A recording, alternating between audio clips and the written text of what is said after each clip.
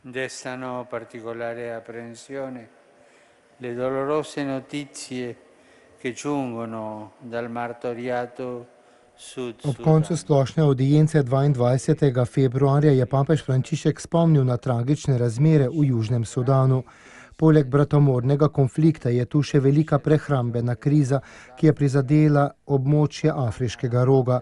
Zaradi lakote umira na milijone oseb, med katerimi so mnogi otroci.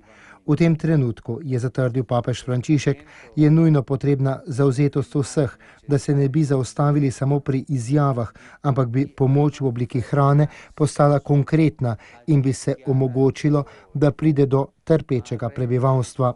Gospod naj podpira te naše brate in sestre ter vse, ki jim pomagajo. Alle popolazioni sofferenti. Signore, sostenga questi nostri fratelli e quanti operano per aiutarli.